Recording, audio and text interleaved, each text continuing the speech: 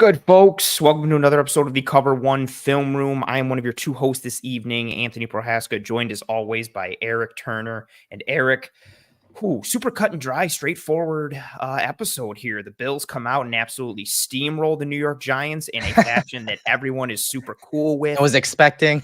Yes, everything that everyone thought would happen, that's exactly how the game played out. Everyone all week on Twitter has just been really gracious in talking to one another. And there's just been a lot of good, rational, logical football talk. And that's what we're here to really break down, all the super awesome highlights that everybody was super thrilled with coming out of this game. But on a serious note, Bills were a bit inefficient, to say the least, and sluggish at times, some disjointed pieces and some disconnection issues when it comes to the offense. Eric, you did a great breakdown video Monday. I'm confused at what day in the week we are right now. Yeah. On Monday, when it came to kind of force feeding the ball to Stephon Diggs and what it means from a Josh Allen perspective, a structural perspective with the Dorsey piece. So that was a tremendous video, which you folks should definitely check out, preferably at the end of this episode after we're done breaking down other pieces. But Eric, we got some things to break down again. And lo and behold, we're back on a topic that we talked a bunch about last season, this offseason, this season so far. It seems like all roads continue to lead to Ken Dorsey, whether rightly or wrongly. And, we've got some more pieces again tonight to break down on the offensive side of the ball, and rightfully so, given the performance, and kind of put things into perspective and context for everyone. Yeah, I think most people, most fans expected the Bills to roll the Giants with all the injuries that they were dealing with the friction among that team and the coaching staff. There's a little bit of everything. And you could tell that familiarity, played a part in this game. And you'll see it show up in a lot of the film we're going to look at tonight. And we're doing something different tonight. So, there have been times where people have recommended doing this, where we take, a drive or multiple drives and just break down every play of those drives. So that's what we have in store for you tonight. We're going to obviously, there's not many of them. We have 2 touchdown drives, obviously, in the second half. And so we want to set that up with, some of the Bills struggles over the last few weeks, actually the last 2 weeks, the first month or so was really good. But it makes you wonder, once we look at some of these stats and some of the film, it makes you wonder, Anthony, after that first quarter of the season, teams kind of break it up into 4 games, into quarters. You wonder if all of the film on Ken Dorsey's 2023 iteration of this offense really got out there and teams got to study it, because after week 4, against the Jags and the Giants, you saw the Bills offense struggle, and they struggle early. And that's a really, I think, large picture potential concern. It's something we talked about last preseason before the 2022 season, in terms of talking about how does Dorsey and the Bills offense start out, and then what do we see from an adjustment standpoint. And it's something we talked a bunch about as well. Like when the Bills were rolling this year, we kept talking about, doesn't seem like they're going into the bag too much, which should allow them to adjust better as they go forward. But lo and behold, exactly to your point, it's hard to see these struggles in the second quarter of the season and not start thinking about that piece, especially when you look at, that adjustment piece mid-game or in-game for the Bills and how things have been happening the last several weeks. And I think it's an issue we're going to continue to talk about. And it leads to that bigger picture, because one of our hopes, for yourself and myself here on the show, we've talked about it so much, of not putting your whole catalog on display too early and saving some of that for down the stretch in those meaningful games. We talked about some of that in specifically in regards to the Josh Allen run game on last week's episode, kind of saving that for when you need it. And that just being one example. But if it's already starting to kind of rear its head with this offense again, like it did last year to a degree, that's definitely a concerning piece. Yeah, no doubt about it, man. And I thought the Giants, we're talking overall, they did a good job with their game plan. It was a ball control style. They wanted to burn up the clock, possess the ball, and keep the Bills offense off the field. And I think that's one of the biggest changes that we're starting to realize among this Bills offense and prior years. The prior years, it was all about fastball. It was all about passing the ball all around the field, tempo, no huddle, getting up to the ball, and not really possessing. When you're talking the play clock, they're not using up the entire play clock. They're all about getting, 60, 70, 80 plays on the field for the Bills offense. And now you're seeing teams start to, take that away from the Bills, on top of the Bills obviously committing to a more efficient and a run game. And so that obviously naturally takes some plays off the menu for the Bills on the offensive side of the ball. So, I think with teams' game plans like the Giants of keeping Josh Allen and that offense off the field and controlling the ball, and on top of what the Bills' game plan on offense has been, I think you're starting to see that, hey, the Bills aren't getting as many drives as they used to, and so they have to make the best of it. So sustaining those drives and allowing the offense to stay on the field, put together some 7, 10, 12 or more drives that are very difficult. Don't get me wrong, are very difficult, but also allow Ken Dorsey and Josh Allen to get into their bag of tricks and run some different things and they're not as predictable. And as you'll see tonight, when we start looking at some of these drives, getting some of those guys on the defensive side, some of those studs on the opposing defense off the field because the drives are going on for so long. Yeah, and that played a huge role with, what we saw in this game against the Giants. The Bills only having 3 possessions in that second half, one of them being the late drive piece with the missed field goal opportunity and then the failed throw on third down. So kind of like 2 and a half-ish to a degree, but obviously with us breaking down those 2 touchdown drives, they were extremely impressive. One a 17 play drive, another one a 12 play drive, and having that ability to sustain and wear teams down, especially in the back end of a game. Like you started to see it, like the Giants just started to kind of not wilt, but you saw just more displacement and more movement as the game went on and those drives went on. And that's hard. I think that's something people don't think about enough, like how you wear down over the course of a game, but especially a drive. If you're on defense for a 10-play drive, you're gassed. That's a lot. Like watch for hands on hips and watch dudes suck and wind. It's a piece that can get to players, and it worked for the Bills in this game, help them turn it around and get the win against the Giants. But Eric, the reason that those drives were so important is because the Bills had a slow start in this game against the Giants, much like they did the previous week against the Jacksonville Jaguars. And, there are still some variables present for people, Sure. The Brian Dable piece in this game and knowing the offense or the flight plan and the travel to London and all that the week before. Also, the Jags had a great game plan, but no matter how you slice it, there has been a significant difference in terms of slow starts and first half performance. And Eric, that's where this graphic comes in for us right now to kind of put some of that into perspective. Yeah, I broke it down by, again, the first quarter, the first 4 games. And if you look at that left column, you can see in points per drive, the Bills were ranked 3rd in the first half of games. They were 2nd in punt percentage. They were 3rd in scoring percentage. And they were 3rd in 3 and out percentage. So all very good ratings in the first quarter of the season, games 1 through 4, in the first half of games. So they were coming out, scoring points, not punting often, and not having a lot of 3 and outs in that first quarter of the season. But now if you look at the last 2 games, they are 29th in points per drive. They are 28th in punt percentage. They are 32nd in scoring percentage and 26th in 3 and out percentage. So you can see the last 2 games, they have struggled in the first half. Last week, we heard it was a lack of urgency and attention to detail, yada, yada, yada. Kind of heard the same things in the pressers after this game, but it's just interesting to see how over the first month, everything was humming and working, almost kind of like last year, where they came out hot and all these new, looks and concepts were being run on offense. And then things kind of slowed down a little bit in that, I don't know, middle portion of the season, right around the bye, especially once Josh got hurt in week 9, I believe it was. So it's interesting to see that. And as someone mentioned in the comments in this game, yeah, it was pretty obvious from a game plan perspective. The Bills wanted to get Stephon Diggs going early and often. I mean, he was targeted 78.6% of the time in the first quarter, over 70% in the first half. So it was obvious they wanted to get him going, which, hey, I'm okay with.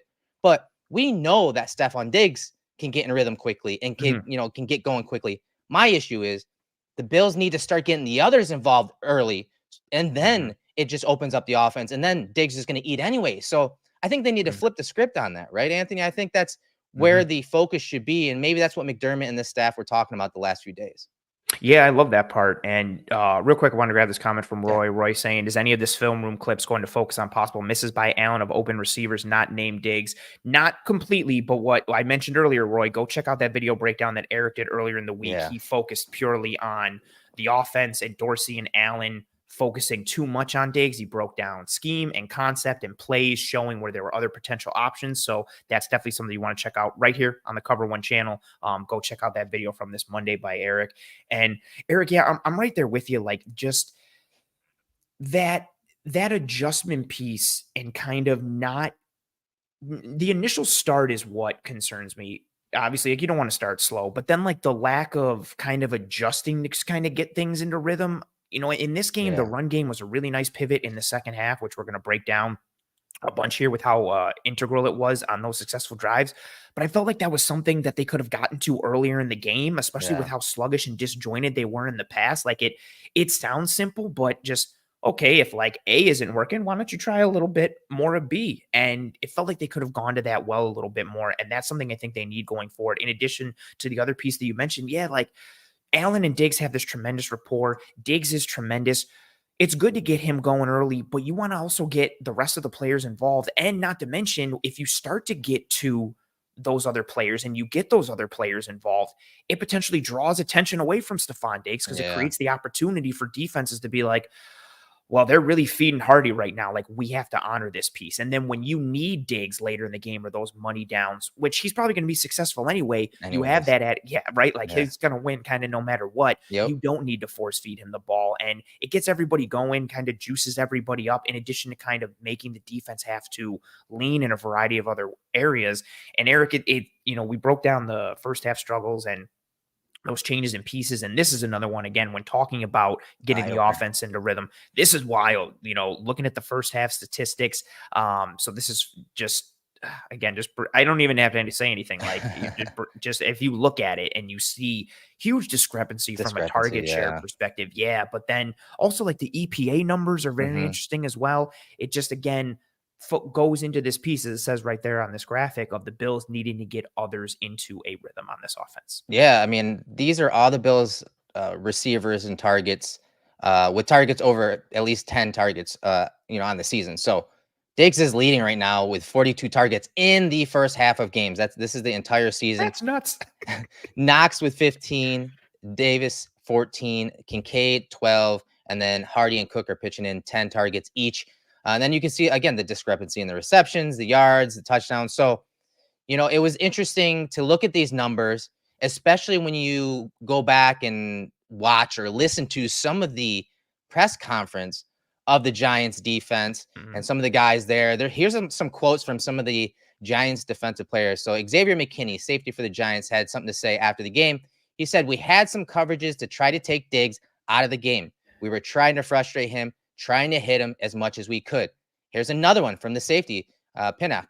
"We Mhm. took away Diggs for a little bit. He still had 100, but we took him away early.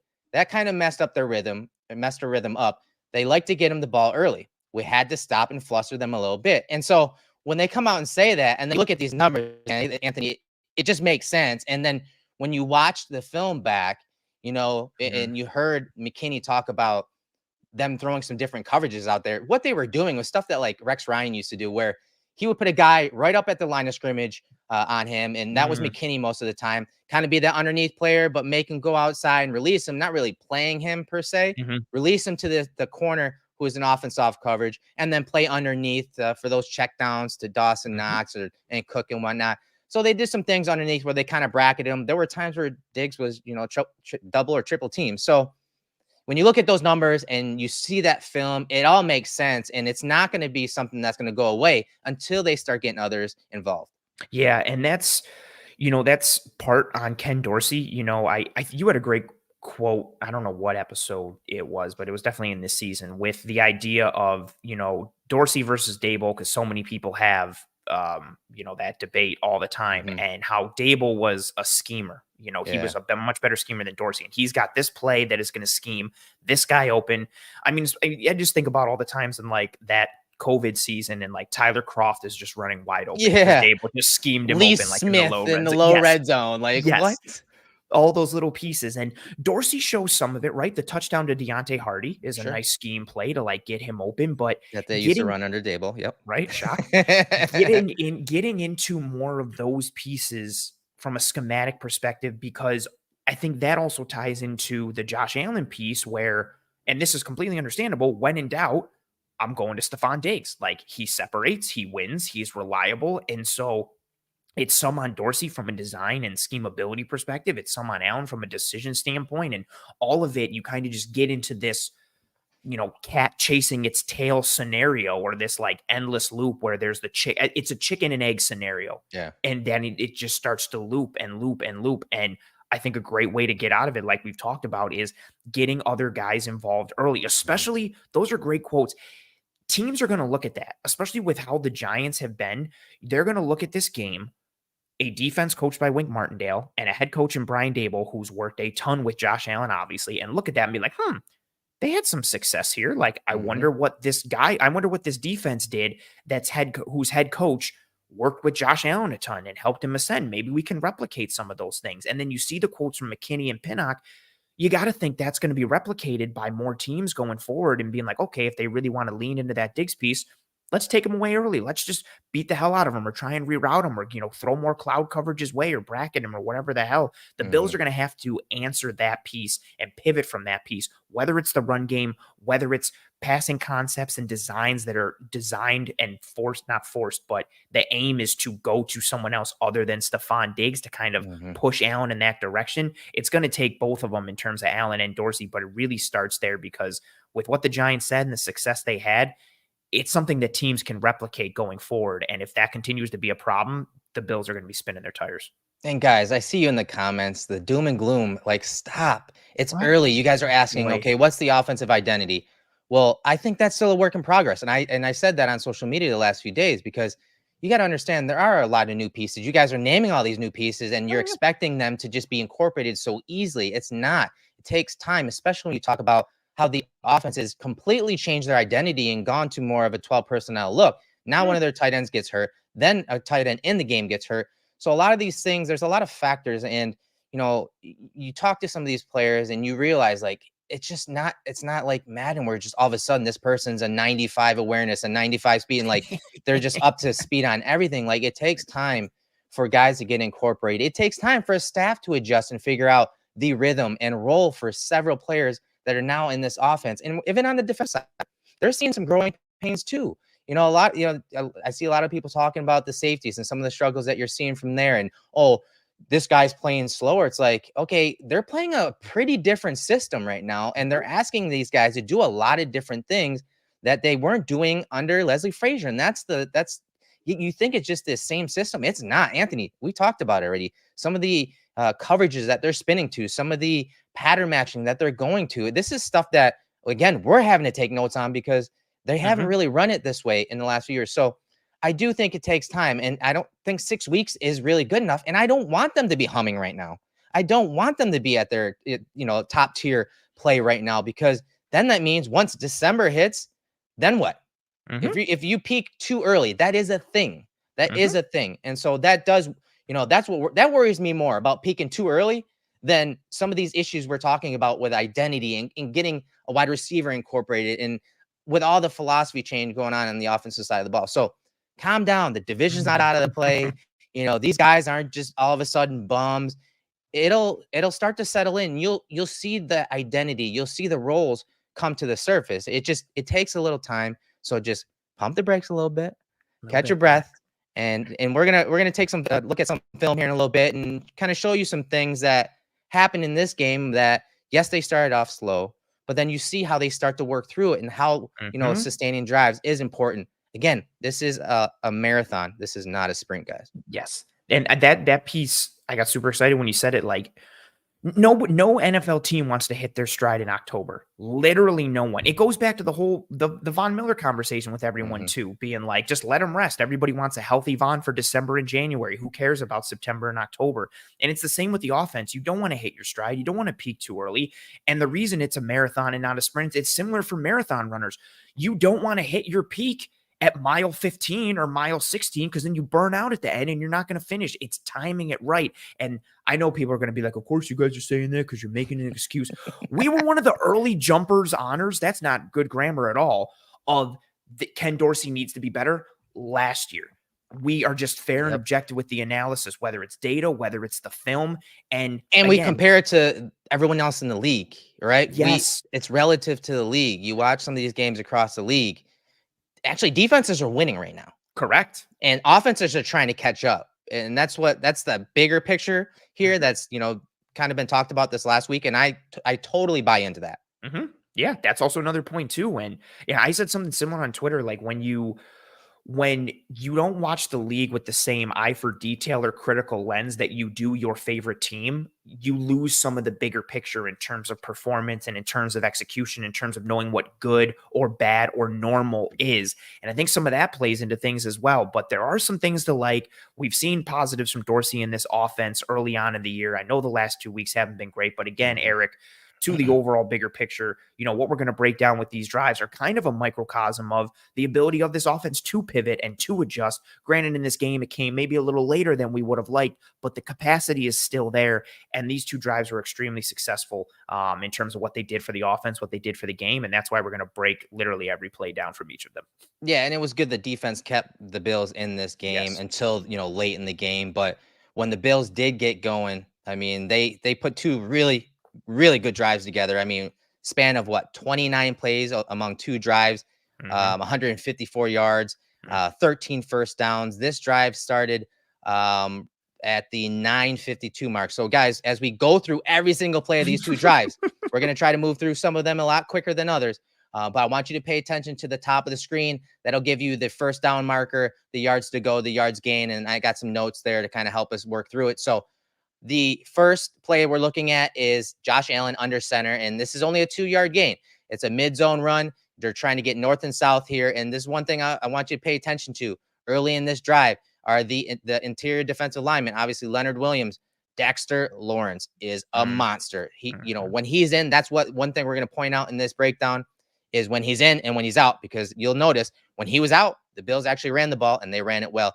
Mid-zone here, Anthony, a play that in this game, James Cook ripped a couple of nice runs on. Yeah, they started to go back to some of the familiar concepts that they worked in this game. We saw, or that have had success for them at points in the game last year. We saw tackle wrap, we saw some mid zone, something they've leaned into this year. And there's a flag on this play, so it kind of skews what we have here. I love the way you pointed out about Lawrence. Like, dude is such a monster. Torrance had a couple good reps against him this year. I liked it. I like in this game, I like what he was able to do. That was the big one for me, what you just highlighted. Leonard Williams getting that grab there on McGovern, turns him. There's the penalty. There's the hold. Leonard Williams did not like it on broadcast. He thought it was a little soft. And even in real time, I thought that was kind of flimsy, but it was an impact play and it changed. And that's where the penalty came. And now we're again a new set of downs at 1st and 10 after that first play. Yeah. And this is a 5-yard gain, that tackle wrap call that you just talked about. Again, on Lawrence. And so the Bills went to this a lot, especially when they want to run those gap schemes, because you're getting that basically a double team on Lawrence. Typically on a power run, you're getting that on a defensive tackle, not a nose tackle per se. But here, you on this tackle wrap, you get the double team, the combination on Mitch Morse by Mitch Morse and Torrance. And usually you're going to have one of these guys work to that next level. But again, this is Dex. He's a tough guy all in himself. He handles that double team and he keeps that linebacker free. But still, Cook runs away from that backside linebacker and he's able to scoot upfield for a 5-yard gain. Yeah, I like them starting to lean into this. Them leaning into tackle wrap kind of reminded me of when they did it against Miami in the Saturday night game, also when they were in the red uniform. So maybe that's a huge piece as well. But a nice box count, 6-man box. So it's advantageous with from a numbers perspective, man on man, 4 down, 2 in the box. You highlighted Bobby Okereke there, who had a frigging game. Yeah, holy hell, like he balled out. I really liked what he did. Dawkins too, though. He did too. Yes, he did. Especially on these pulls, right? I mean, he kicked out Okereke, I think, like 3 or 4 times. Yep. Literally like 3 or 4 times on these runs. And especially, nice for a guy who, I know a lot of people were on the like Deion Dawkins is like fat and not a shape train. Like you see him move on these pulls and these wraps, like that couldn't be farther from the truth. And I love, McFadden kind of shoots there a little bit, but Cook has that burst and speed to get away from him. Dawkins gets enough of Okereke, and then we see Cook get slippery and get fluid and cut right off Dawkins's butt. This is a super successful run. 5 yards on first down. If you're living in this world, that's great. You get the, wash down in the pin there from Torrance and Morse, and a nice successful run on a concept that you folks are going to see a lot in this episode. Yeah, no doubt about it. So now the Bills are in 11 personnel, And that's one thing that they did in this game. When they wanted to run the ball, they actually ran out of 11 personnel and lighter personnel groupings. When they wanted to pass and get some of those explosive plays, obviously from under center and play action, which we talk about every single week, they actually went to 12, 21, 21 with an extra offensive lineman, 22 with an extra, like they went to the heavier personnel groupings. So on this one, they're in 11 personnel. You're going to see them come downhill with Cook on inside zone. And then because of that jet action coming across the formation by Shakir, you guys are mentioning, oh, why aren't they running more jet action? Well, guess what? Even if they don't run it, look what it does. It pulls this guy to at the second level down the line of scrimmage. And that allows, instead of more, typically kind of kicking this guy out, he's able to climb to the next level. And then Cook, with that burst and acceleration that you talked about, is able to get upfield for a 10-yard gain. Yeah, the jet motion so significantly influences the second level here. I love that you highlighted Quintin Morris's block, because I feel like he turns the corner to be like, oh, Yeah. I have to seal this? Like, okay. Yeah. Like, it influences everybody, and Cordell Flott comes down way too much, and everything works out so well on this run. The defensive line gets displaced. The second level defenders buy into that jet motion. Look at Connor McGovern clearing his man and just help it. Yeah, that's beautiful. Like on Dexter Lawrence, like somebody who, again, all pro caliber defensive tackle. Didn't we talk about running from under center last week and what it does to a defense? Eric, I don't think we've ever talked about under center here on this show. Yeah, it changes that path for the defenders and changes their rush plan. It makes them have to play run to pass and does a variety of things that lead to success for this offense. You see some of it here. But again, good execution up front, good job from McGovern and Morse. But really the concept and the design puts the Giants defense super out of position and out of place. Quintin Morris takes advantage. Cook takes advantage. And again, it's nice too, like the displacement, like the Giants get pushed off the line here. Granted, they're moving horizontally, but there's just so much space for Cook to work with on this run. And again, this coming after the previous run of 5 yards, now you get another gain of 10, and the Bills starting to churn and get into a bit of rhythm with the run game here. Yeah, and this is one of their half field, like sprint type calls from shotgun, where they have a smash concept to the top of the screen, and then like a sit or hunt route by Dawson Knox from the bottom of the screen. So I let it roll, little play action, see immediate pressure from Thibodeau right there. Gilliam he's actually expecting, Thibodeau to kind of like eventually bubble it out, but he doesn't. And obviously he's got some good bursts there too, but Josh slips that tackle and he's able to throw it in there to Dawson Knox late in the play. Really nice work from Josh on this one. And this is what we're talking about. Yes. Like I love the variance plays from Josh Allen. He separates himself when it comes to those type of plays. And this is one of those plays from the quarterback position that is a Josh Allen type play. Not many guys are shucking off this edge defender right here and then getting up and then making this throw. Look at him rotate those hips through that core, and he's able to make it to Dawson Knox. So again, we're talking sustained drives. Yes, it's difficult to get 10-play drives going and get points on the board. So you like, kind of those drives where, hey, I only need 2-3 plays to get those explosives. But these type of sustained drives allow you to, again, get into your bag and throw different things at the defense and that unpredictable type play call. But it also allows Josh to get in rhythm and then also do some things like this within the structure of that drive. Yeah, that's a really great way to put it. And this is a play where you kind of tip your cap initially to Thibodeau. Like I love the highlight there of what you said for Gilliam. Like you can see Gilliam pacing this. He's waiting for Thibodeau to have to like round this out and chase Josh Allen. So that way Gilliam's already sitting there like as almost like he's in the post in the low block. And he's just like, okay, cool, run into me so Josh can get clear. But Thibodeau's so fast and so athletic and he processes it. He just shoots it and is bearing down Josh quickly.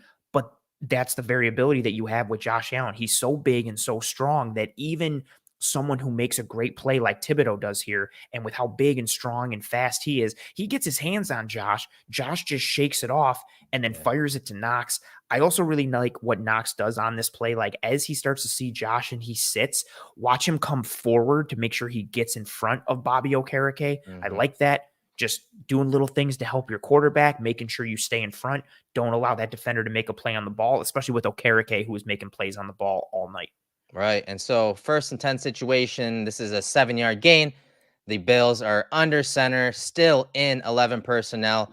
You can see it's kind of like a trips bunch. This is the type of stuff that we studied when we looked at Aaron Cromer with his time with the Rams, where yes, they're in those lighter personnel groupings, but it was almost such a condensed set. They run duo here, which is obviously something we've broken down several times. You see the double teams at the point of attack to the next level, working to the backside here. But the blocks by Morse right here on Dex, watch him drive him out. And then the block by Gabe Davis right at the point of attack, how he cuts off that inside lane right here by that defender. And then that defender kind of like spins around thinking that Murray's going to bounce it, but Murray sets it up perfectly. He actually jabs right and then hits that lane on the backside to get 7 yards on this duo run, one that we're going to see later on in this drive. Something that Bills did in this game when those runs were working, they spammed them. And you're going to see it in the low red zone. You're going to see this type of play in the low red zone a few times. But nice gain on first down and on 1st and 10 here. Yeah, this is another example of something that I like them kind of going to things that they know work, like duo and tackle wrap, like kind of playing the hits for this offense. And you nailed it. Gabe Davis, man, I think it's an aspect of his game. Everybody talks about the receiving piece and everybody wants to drill home on the drops. And nobody wants to talk about how successful he is from an EPA standpoint amongst all, pass catchers in the NFL this year. But that's a conversation for another time. His blocking doesn't get talked about enough. And yes, he's got the size advantage here on McKinney, but love the way he just immediately closes down. And it's the way he turns and seals. Granted, McKinney helps him a little bit by turning and trying to spin out of it. But this is a good job from a physicality perspective and understanding, if I'm Gabe Davis, let me just get my body between the defender and Latavius Murray, create a bit of a runway. And then that jab step from Murray, I don't know if he's doing it to purposefully set up Bobby Okereke at the second level, but it helps a little bit, helps move him over. That, that front side linebacker piece creates even more of that runway, gives him 7 yards on this play. Latavius Murray fits, and we've broken it down, Eric, the multitude of ways you can be successful with duo, but from a pure downhill between the tackles perspective, it fits so well with Latavius Murray's running style, and he shows it here on this one with just the ability to manipulate defenders, read the blocks in front of him, and get north and south and play behind his pads. No doubt. So the very next play, 2nd and 3, this is a 1 yard gain. Now they're essentially running the same play, this time from a shotgun. Watch the double team at the point of attack. Obviously, again, this is interior defensive line that is very good. And you see more times than not that run is going to bounce outside. But because of the interior defenders and the edge defender that Morris is trying to block there at Thibodeau, you see the linebackers able to quickly fast flow out there. And so Murray just gets upfield for a 1 yard gain. Yeah, the guys on the other side of the ball get paid too, and this is a successful rep inside for Leonard Williams, number 99, and Dex even too, even though he's kind of gets put off kilter and onto that right leg there, but he braces himself. They don't really give too much depth at the point of attack there. And they're shifted, actually. The linebackers are shifted over. Correct. Like, that's how much respect and trust they have in Dex to really hold down this entire backside here. Him and Jihad Ward on the weak side of this formation. They're not worried about the Bills running any type of weak side run because of this big dude right in the middle of the defense. That giant opportunity between Morse and Spencer Brown with Torrance inside, that huge B gap bubble opportunity that so many football games are won and lost. That's such a great point. That they just trust, no, if they go that way, Dex has it. And, we trust the speed of Okereke to make a play on it. But you see this, just X out down. No, nothing. Everything gets gummed up, muddied up. There's nowhere to go. Like you said, only a 1 yard gain. The Giants, again, throwing more numbers forward and they make a play. Good job by Tibbs. Kind of crashing down, and then McFadden even looping around and playing fast and staying tight to that block on Thibodeau. Right. And so now the Bills are faced with a 3rd and 2 situation, 6:21 left in the third quarter. There's a 13-yard gain, and this is a play that, it's what's funny is the Bills ran this same exact play last week against the Jags, but James Cook was the intended receiver. It was the first 3rd down of the game on the first drive, right? Yep. And I think it was the same exact situation too, 3rd and 2. But the ball was a little hot, and Cook kind of didn't adjust properly to it, and it went incomplete. Well, they schemed this one up for Shakir, and so the Giants are in man coverage. This is a nice man coverage beater to the top of the screen. Get a little rub or pick on the defender that is covering Shakir. There's no banjo or switch between those two defenders. This is an easy pitch and catch. And then that run after the catch ability here was really nice as well from Shakir for a 13-yard gain. Yeah, great call. Anticipating the Giants, being in press, being in that man alignment. And as long, if anybody, just in case anybody's like, why is this not a penalty? It happens within 1 yard of the line of Mhm. scrimmage. Dawson Knox does a great job making sure he doesn't do anything past that. And Allen puts it, like you said, right on to Shakir, and we get run after catch. I also want to highlight Deion Dawkins finding some work Oh at yeah, left let's tackle. look at Yeah, the that. Giants run a simulated pressure on this one. Well, a creeper pressure. Thibodeau drops out and McFadden comes barreling down and then goes to loop. Dawkins doesn't have anybody to block. So boom, finds some work and lays the body on McFadden there a little bit. So a nice job from him. Again, scanning, seeing what's up, realizing my man dropped out. Where else can I help out instead of just blocking nobody? Again, doesn't influence the play too much because Josh gets it out so quickly and puts it on Shakir, but that's a good job from Deion Dawkins. Yeah, he had a hell of a game in the Yes, run he did. game and in pass protection. Mhm. Really, really nice game. So next play is 1st and 10. This is a 5-yard gain. Bills under center. What do you think's coming? Yes, play action. They're running their sail concept, and they are trying to get it to Dawson Knox in that intermediate area off this play action pass. But because of the pressure from the right side of the offensive line, Josh steps up and avoids it, but then he's setting from outside the right Yeah. hash, and he sees Banks right here, and he's like, you know what, I'm not gonna Mhm. really take that chance. So you see him reload and just scramble for 5 yards here. But this was gonna be one of those big plays. This is one of the favorite plays when they run play action, 3-level passing concept to the bottom of the screen, typically hitting that sail concept, a sail route from a tight end or wide receiver. But like I said, this was tough to set up and throw for Josh. And I'm glad he didn't pull the trigger because Banks, he can close in a hurry, and that may have been Mhm. intercepted. Yeah, you hit the major points at this one. Like we've talked about it so much. I feel like we break down like a successful sale concept on so many games for the Bills here. And usually, Dawson Knox is that successful guy in the intermediate and Allen hits him. He's done it a bunch. And you made my favorite point with it. I love that Allen said, you know what? Let me not force it. Let's live to fight another day. Even if it's a no gain, even if it ends up being 2nd and 10, he forces that ball there. Banks already has his eyes on Allen the whole time. He's sitting there and waiting. If Allen pulls the trigger right there, it's at best a pass breakup. At worst, it's an interception. And in a point in the game where you're starting to generate momentum finally on offense, that's the last thing that you need. So I love that he goes to throw it. You see that he's got it loaded and he's like, oh no. I love that he thinks better of it, makes the smart decision. And then because he has the legs that he does and the athleticism there that he does, it's nice to see him kind of, again, And pull something out of nothing and get And 5 yards. Dobbs is saying in the chat, yeah, Cook was open, but look, just watch where the eyes of Josh Allen are. They're Yep. downfield. He's got 3 targets to that side of the field, but then he's also obviously just avoided the edge rusher, and now he's looking after that pump. Now look where his eyes are.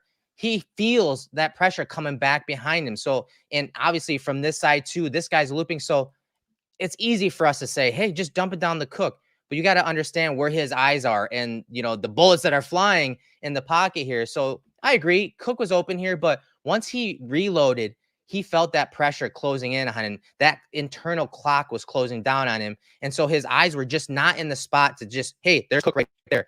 It's a lot easier said than done when we're doing it here in the film room.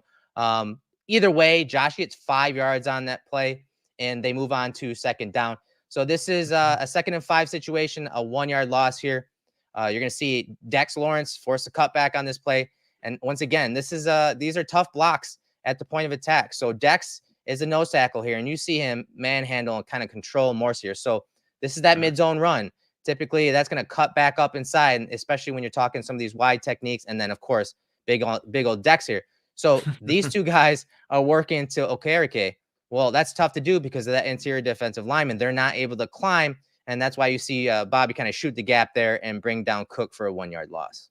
Yeah, again, another solid rep inside from the interior defensive lineman from the Giants. Dex blows up kind of the front side piece of it. And then again, we're highlighting Bobby Okereke, like the processing and then the quickness and the agility. Like, you know, Torrance gets gummed up a little bit getting off the double team, so it's Yeah. not the fastest climb to the second level. But man, Okereke would have made that a tough block for him, even if everything works well Yeah, for and look Torrance from this climbing up to the angle second too, level. Ant, right? Like this angle, it shows a little bit. Look at the hand placement of this guy. He's like, nope, you're not. You're Hmm. not releasing. You're not getting out of there. Yep. It's not a hold, but that's just you see that guy win the hand placement and really kind of get his hips around and core around so that Torrance can't pull off. And honestly, where you can't even get the overtake block Mm-mm. from Spencer Brown on the backside. So again, good job by the interior defensive lineman. Yeah, making plays to keep your second level defenders clean, and it's part of the reason, I mean, Okereke had a ton of really good reps in coverage, but it's part of the reason why he played so well coming forward. They were able to keep him clean, whether winning straight up front like Dex and Leonard Williams were able to do, or with some gamesmanship like you saw on that one, preventing the Bills' offensive line from getting to him.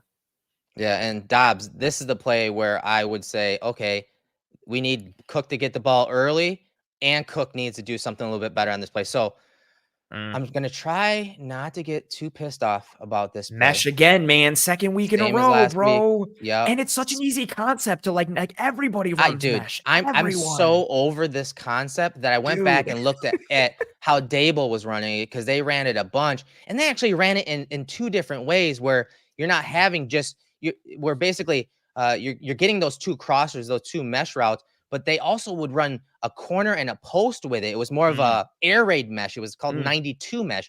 mm. But we're digressing here. So as we This said was so last week, bad. This was so bad. Again, I it's didn't even know, much like the one from last week, I was like, is this mesh? And I had to watch it a bunch to be like, oh, it is. It's just bad. look at the spacing. Yeah, The dude, spacing again, here is man. just horrible once again. Again, typically this is your number one. Knox is running one of the crossers. He's number two. The sit route is usually number three. This is usually number four. And this guy is kind of like the alert or number five at the end. Mm, So, with this look right here from Josh, and you can see him, he's looking out here. And the Giants did a good job disguising it. I'll give him credit mhm, there. It mhm, looks like mhm. man coverage, looks like cover zero across the board, to be honest. Looks like Yeah. pressure's coming. So Josh, if it was an actual blitz, which it's not, he would have to throw it hot to Cook here. But they pop out, they play zone coverage. And honestly, Josh, that's fine if he moves on from Cook with this guy kind of, playing flat-footed at Mm, the sticks. But at this point, Josh needs to throw it to Knox as he settles right here. mhm, And I know he's probably not going to get the first down, but if he turns quickly, he can get close to it. And honestly, just trust your progressions, mm. trust your players, trust your targets. He probably should be throwing it there. But, look at the spacing here. It's terrible. And basically, all kind of like last week, like you said, man, everyone's playing the sticks. They're Dude. playing right at the sticks.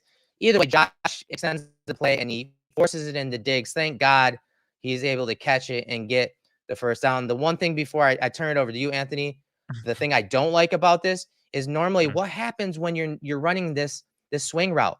Once your first route is over, your primary route as that swing, what are you supposed to do? Carry this mhm. route up the Yeah, sideline.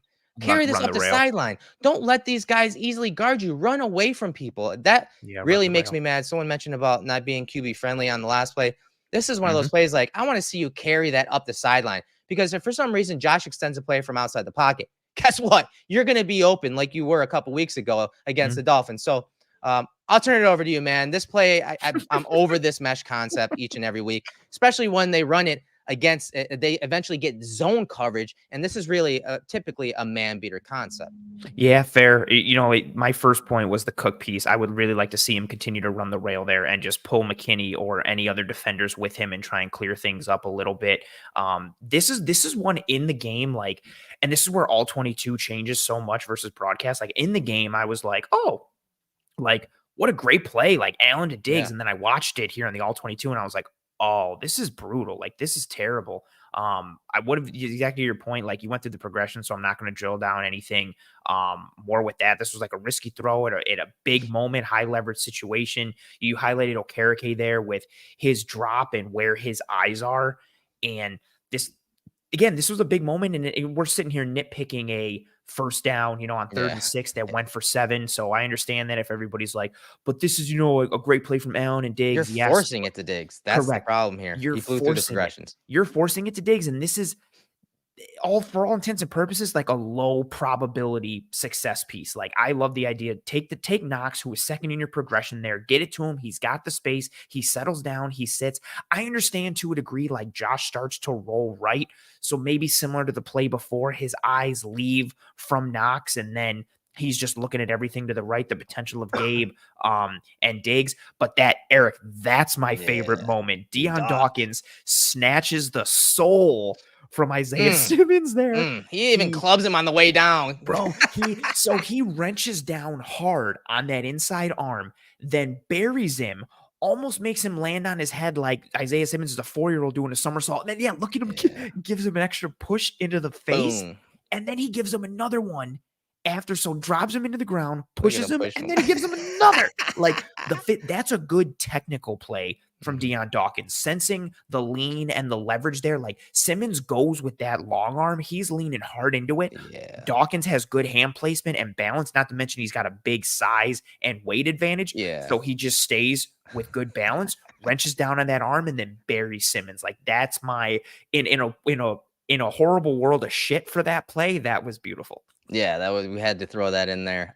Now you're starting to see how a sustained drive affects the defense, right? And the offense for that matter, but mainly the defense, especially when you talk about the Bills defense, how they roll defensive linemen, right? So now after this drive, because it's gone on several plays and they picked up several first downs, the Bills have the ball at first and 10 here at the 25-yard line. This is a 12-yard gain. Well, Dex Lawrence is off the field on this tackle wrap. And guess what happened? The Bills get a really good run, a 12-yard run on a tackle wrap play from Latavius Murray. So that's when, you start to reap the benefits of putting these long drives together where you're mixing up plays. I mean, the different concepts we saw, straight drop back, man versus zone beaters. You saw some nice runs. You saw some gap runs. You saw some man runs. You saw zone runs, some working, some not, but you're throwing the entire toolbox at this team. And then when that situation arises and Dex Lawrence is off the field and the backup defensive linemen are in the game,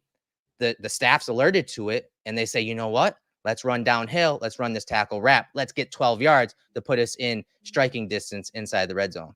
Yeah, this is play 10 on this drive. And like you said, like so much has been thrown at this defense mentally, which also tires you out. But then you got the physical piece. Like how many reps have we shown where there's double teams on Dexter Lawrence and double teams on Dexter Lawrence? And even when he's doing a good job, it exhausts you having to withstand double team blocks from NFL linemen. So he's out. They get the advantage here. There's who replaces him. And this piece is beautiful. Everything that happens on the front side piece with the pull, Dawkins pulls, clears out Okereke, and then the beautiful double team from Morrison Torrance. Torrance climbs to the second level, gets Simmons, and then just look at the runway and the alley that is created for Latavius Murray, who gets north and south, puts his shoulder down. Eric, we talk about it all the time. Like what you want to see is a running back going through the hole. You want to see like offensive linemen's backsides because you know that you're clear and you're free and you're good to go. This is really well done up front from Dawkins with the pull and driving out Okereke. And then again, that double team piece, Morse and Torrance, that's great timing. That's great chemistry. Torrance climbing to the second level, again, showing some improvement there. That was an area of concern we had for him coming out of Florida. So nice to see him get upfield. And then he makes contact with Simmons at the second level, even carries him for a little bit, which was another concern coming out of Florida, just getting to the second level in general, but then making good contact and going with it. He does a good job and Murray reaps the benefits. This was a really successful run. And again, starting to see that wear and tear start to develop on the Giants defense. Right. And so now, Lawrence is still out of the game. The 1st and 10 situation here, it's a 5-yard gain from the 13-yard line. Bills run inside zone here and get that 5 yards. Really nice pacing by Murray here, kind of letting this combination block, hugging it, this combination block right here on the inside zone, and then getting upfield and, putting his helmet down to get 5 yards, delivering that blow. This is why he's in this offense and been getting so much burn and time in this offense, because he's willing to just get downhill and then again make the defenders tackle him, make those guys feel it when he does lower those pads.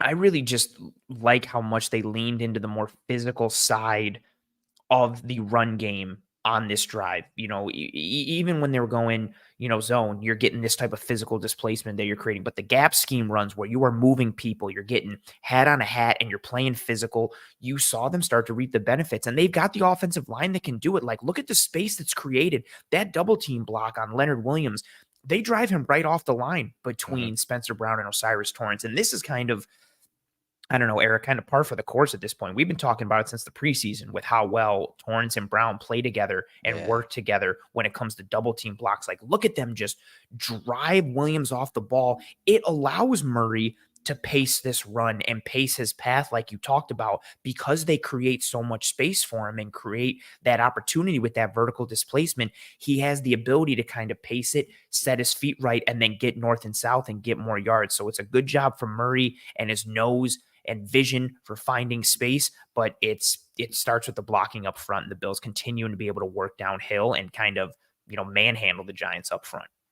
Right. And so I did see, the talk about the Bills not running many jet sweeps, and they're not running many screens, but I will say maybe it's not a traditional running back screen, which the Bills have never been good at.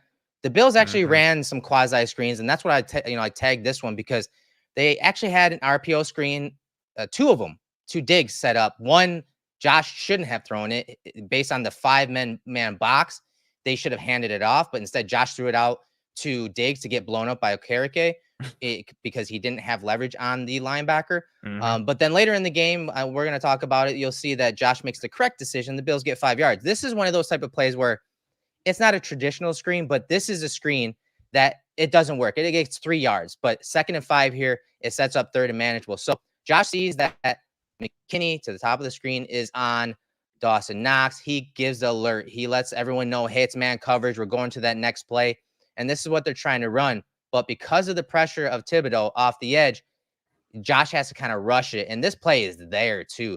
This play is there. If Josh can set it properly for Dawson Knox, these guys are kind of trying to run interference. Essentially, if you guys remember, I think it was last year, maybe the year before, when the Bills played down in New Orleans. That was 2 years ago, right? For Thanksgiving.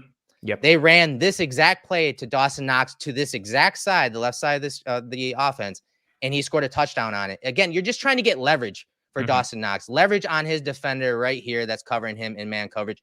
And so you'll see that, and it's just a nice play from McKinney. And then you also got to keep in mind that Dawson Knox isn't 100%. And he's not going to just lower his head and, risk hurting that wrist even more than it already is. But this, again, not a traditional screen, but this is one of those plays that it goes down as like an extension of the run game, a screen, because you're trying to get leverage for your target, your receiver and tight end. And to your point, Eric, like, it does work. Like, they get that leverage. McKinney has to flow over the top. He gets put in a disadvantageous position. He's got to bubble out.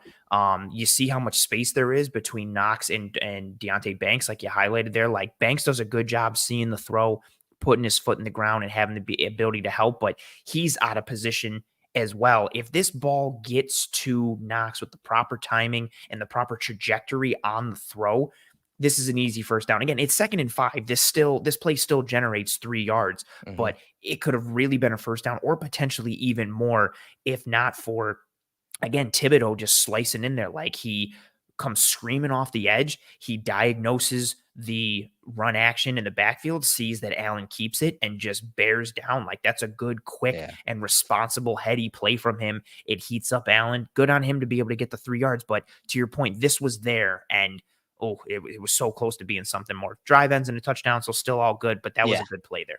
Right, and it set up this 3rd and 2. Again, a manageable situation from the 3-yard line. So this is where I'm going to go on a rant, Anthony, because all week after this game, and even into today, it was the talk was, hey, why were you in shotgun on the goal line? And I get it, guys. You want your running back downhill and maybe even a QB sneak. That's a fair point.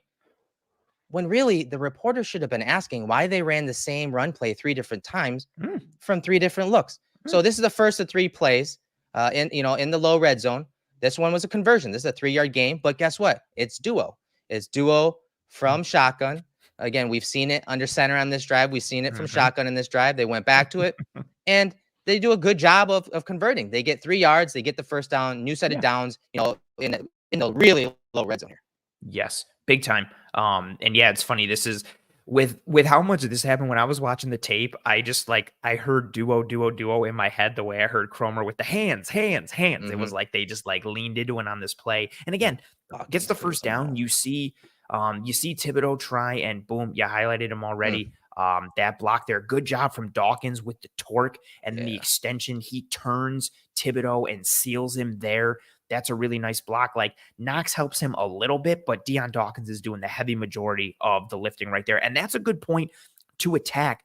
Kayvon Thibodeau has not been a strong run defender for the Giants. It's one of like the biggest gripes from everybody that breaks down the Giants. And when you watch the tape, you kind of see why. So they're able to cave in that left side, and you got a good running back to take advantage of that potential space. And then Murray gets downhill against, if Pinnock is there, but McFadden makes a play, Okereke makes Mm-hmm. a play, but those guys are all lighter in terms of their frame and size. Murray's got the advantage getting downhill, plays behind his pads, first down, and now we get duo again.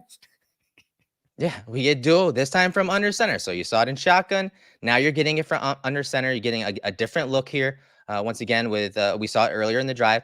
This is the first down play. 2 yards to go. The ball's at the 2-yard line. 1:10 left in the third quarter, and the Bills get 1 yard. So they get 1 yard closer. But again, I want you to watch. Now, I had Okereke on the last play highlighted. Watch where his stance is. He's kind of playing stacked right behind Dex Lawrence on that first play with Josh Allen under center.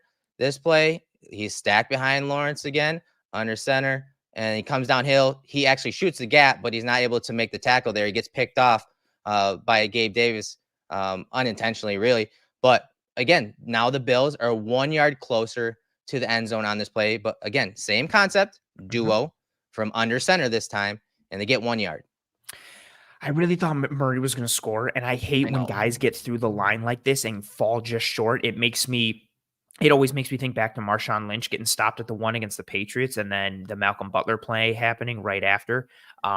You just see how many bodies there are for the Giants, and it looks like such a disadvantageous look, but you highlighted it. You get a wash down on Tibbs, but Pinnock comes off of it and meets Murray in the hole, but Murray does a good job again running behind his pads. This is a good job from Pinnock. He sees how things are flowing. So instead of having another guy in the same gap as Kayvon Thibodeau, he reads it, puts his foot in the ground, loops it around, and he's in position there, kind of widens it a little too much, but that's a good job by Murray staying close to the butt of Knox and Dawkins, hugging that line, hugging that block and getting through, turns his shoulders a little bit. I wonder if he stays more square and runs through the shoulder of Pinnock. Maybe he stays up and gets into the end zone. I think the turn here kind of throws off his momentum and his balance a little bit, which is part of the reason why he falls down. But again, that's, get you another yard closer, and we get duo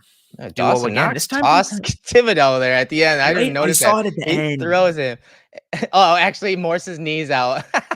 Remember he See, talked now about that's that? He talked about in the film room with us a couple of years ago about how it actually looked better. Was it a block he did, right? Or was that Bates? Was it Bates or Oh, I him? don't remember, but Remember it was the that? same situation where, yeah, it was like, Yeah. oh, you had this great block. It was like, no, they went over the leg. So that's my thought. Like, I was going to mention it, but I didn't know how much of it was Knox doing it versus the trip over Morse's leg. So I was like, I'm just going to leave it. Yeah, and so again, this is the third time they run duo. This time it's from pistol, and you guys maybe you don't understand. Okay, like if you're making the argument you want him under center, do the tush push, whatever you want to call it, like fine, I get that, but you shouldn't be arguing about them running this concept, which they're very successful doing it. It's their best running concept, honestly, this year. Absolutely. But maybe you guys don't understand like the difference between having the running back on the dot and pistol. I want more pistol. I want more pistol. I like It's, pistol a lot. Anthony, it's the best combination between under center and shotgun because typically your quarterback's at 5-yard depth. All right. So like normal shotgun, 4.5, 5 yards, and your running back's at a normal 7-yard depth, like it's typical from when the quarterback's under center. So it's the best of both worlds. The Bills can run all of their concepts with him on the dot, and it's advantageous to what we're talking about, putting Josh under center and running it. So I am not mad about Josh Allen being in the pistol, not shotgun, the pistol. Again, the combination between shotgun and under center. I'm not mad about that because especially when we're talking this concept where this guy's getting downhill. The issue is they ran it again 2 times prior to this. Now look where Okereke is. He's sitting right in that gap. So this is one of those plays where you'd like to see Josh check out of it, do something else, because even with this motion across the formation, it doesn't influence Okereke here. And McGovern chops down his guy, and Okereke is shooting that gap right off the jump, and he's there to blow up that play. Murray doesn't have time to cut back and hit that backside lane, which kind of opens up there. So good D by Okereke, great read. They showed this on film too much, and you saw it in the passing game too, where Okereke saw when he got his hand on that pass deflection, the Bills ran that play twice already prior to that, and he recognized it. Just like that, you see him make a play on this run. Yeah, great play from Okereke. Great recognition, great processing, the athleticism and the burst to shoot the gap and make the play. The pistol part is the big thing for me, and I'm a huge pistol guy as well, Eric. Like the opportunity that it gives you from a play action standpoint and a move the pocket standpoint, like what you can do from You're adding the a regular. quarterback rush. Like you Yes, can now he's a exactly. threat again. Yep, there's the quarterback rush piece, there's the ability to generate explosives and the multitude of ways you can stretch defenses vertically, but also horizontally, especially when you have a big athletic quarterback like Josh Allen. The pistol is an awesome idea for Josh Allen. I really, really, really thought when I saw it come here, especially after they had run duo back-to-back times before, I would have bet my life this was going to be play action. No Like doubt. I thought this was going to be a run action to Murray and Trent, and whether it's Diggs or what I was thinking, Trent Sherfield was going to block and release, and Allen was going to roll out that way and go to Sherfield. Like I was thinking Like that. something, some scheme ability or a play action route. Like I thought something like Sherfield makes that contact. I really thought he was going to push him Pop inside out. and release. Yeah, Yeah. something. And then they ran the ball, and I was just like, son of a bitch. Like, it just really deflated me. Yeah. So that was a long drive. I mean, they basically had the ball almost the entire quarter. Yeah. So they flip ends here. So it's 3rd down and 3. And, this is a play that the Bills used to run a lot under Brian Dable. It's essentially a man beater concept. You see the crossing routes, that mesh concept, but they're trying to use the defender that is covering Harty on this fake orbit motion. And you can see what it does to him. He gets lost in the sauce here, as you always say, and then he pops back out and hits Harty for the touchdown. And that's why this play is our our real estate rewind. This is our real estate rewind play of the game touchdown here. Again, first touchdown of the game for the Bills. Just a really nice man coverage beater here to Harty. And the throw by Josh Allen was a little bit better this week as opposed to when they tried running it on twice. I think it was twice last week, right? Against the Jags. One of them was a 2-point conversion. The throw is very nice on this play to Harty for the touchdown. It's nice to see him, gets a payoff here, and hopefully they can kind of incorporate him more into the offense. Yeah, he's somebody who I want to see more incorporation aside from just being a clear out route type of guy. He had some production against the Jags, but it came later, and I think it kind of went unnoticed for a lot of people. This is a great play design. Again, like we talked about earlier, it's something they ran under Dable. If you watch college football, you'll see this play a ton in college football. It gets run a bunch, and it's just nice. Like it takes advantage of alignments from the defense. It puts man, I feel so bad for 28. Like it's when you see dudes like get worked on it, you really see it. Like he goes Not fair. flying so Yeah. hard. Dude, like it's so bad. He goes flying right across and you see him try to put on the brakes. Then he's got to put on the brakes and then he's got to work through all the traffic and the trash to try and get back over the top and get onto Harty. But by that time, it's just too late. And yeah, like you said, great ball from Allen, puts it right on him, allows Harty to catch it and run. Last week with Shakir, he kind of floated it a little bit too much, and it kind of threw off Shakir's ability to do anything with it too much. And then you highlight Diggs, nice piece, goes inside, takes care of his man, and then also occupying that safety. Yeah. Look at the attention to Stephon Diggs on 3rd down, money down, low red zone. Bills got to get points. Look at the attention that he commands. So it's nice that Diggs is basically able to occupy 2 guys. Then that defender on Harty gets worked through the trash from the action of the orbit motion. And then we get a nice touchdown here for Mr. Deonte Harty. And again, this being our real estate rewind play, meaning this is presented by real estate agent Jonathan Miller of Metro Roberts Realty, a dude who we're very proud to work with. He uses a lot of cutting edge technology to sell homes faster, professional photographs. Nice with Billy Speaking Buffalo of there, photographs, is that Chris right? Collinsworth in That in is the end it. zone there? That is Chris Collinsworth with Billy Buffalo there. Not a very professional photograph there No.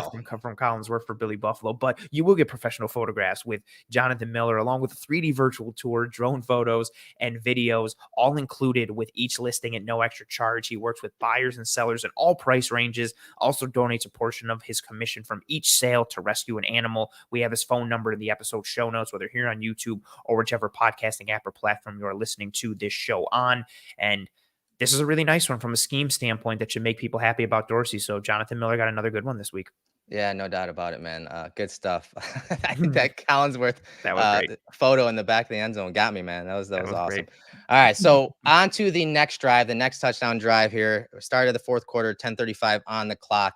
And the Bills come out, and this is what we want to see, right? More under center, more play action, but not much to gain on this. But I like how quickly Josh makes the decision with pressure in his face to just get rid of it to Gabe Davis and live to see another play. You know, there were times in this game where, unfortunately, the Bills weren't able to get the amount of explosives that they're normally getting off these play action rolls. And this is something we always talk about. You know, we want to see some of these bootlegs, but as we've talked about before, sometimes it's tough for Josh Allen on these naked bootlegs because these guys are always staying home and they always have their eyes on Josh because they know he can run the ball and be a threat, if not the best threat, when you're talking dual option outside the pocket with his big arm. So Ward stays home, very disciplined. So Josh decides to get rid of it. But I do like the 3-level passing concept, how Diggs is essentially the intermediate option right here, that deep V route from Shakir.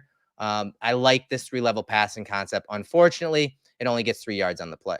Yeah, this eventually unfolds into a sale concept, basically, with the levels that you get. And we know how comfortable Josh is working that concept and his ability to find guys in a variety of ways. If this play is able to develop, if not for that play by Ward, this potentially could be a big chunk gain in the intermediate to Diggs, or, you know, maybe that corner who's pressing up on Gabe Davis. Yeah, maybe if this that guy's corner gonna have presses he's gonna have a decision to make, right? Yeah.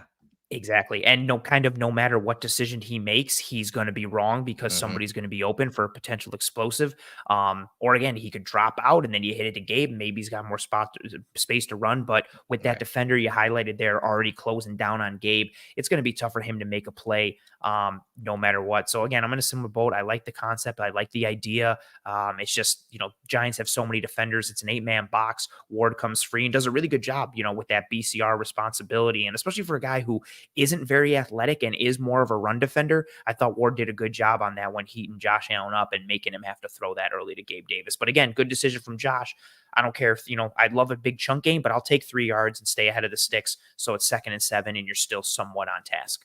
Yeah, 2nd and 7, as you said, 10-0-1 on the clock in the fourth quarter, and you're getting that tackle wrap again. And this time it gets blown up. It's no gain. And what happens is the backside defender, the safety, McKinney, does a good job of recognizing it, shooting that gap, and minimizing this play. This is the only time they really shut the play down. This is a play that, again, we've talked about since last year. We love it. We like seeing Dawkins pull. Dawkins, like, once again, kick out Carrick, but they have a +1 from the backside of this formation. McKinney makes a stop for no gain.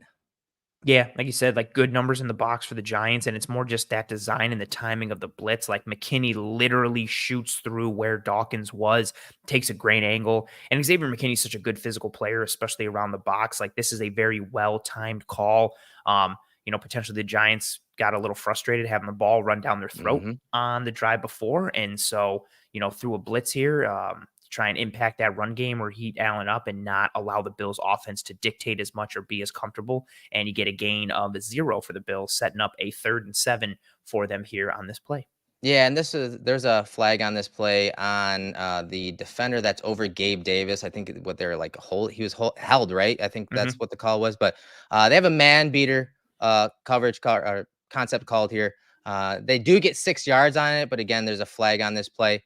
Once again, shotgun type play, and this is one thing I don't like. We're gonna see it later on the touchdown to Morris. I just don't like some of the man coverage beater concepts that they're calling, whether it's mesh, Goddamn mesh. You said it so angry. Mesh. Mesh. Or this right here again. They have them really tight together. It's man coverage, and they're just expecting some kind of like little rub here. And it is open, and Josh probably could throw it. That's pretty weak when you're talking scheming. That's weak. When you're talking the concept of beating man Especially on coverage. 3rd and 7. Like that's Yeah. a little long for that to be What your if they go-to. banjo Like, that? It's not exactly. open.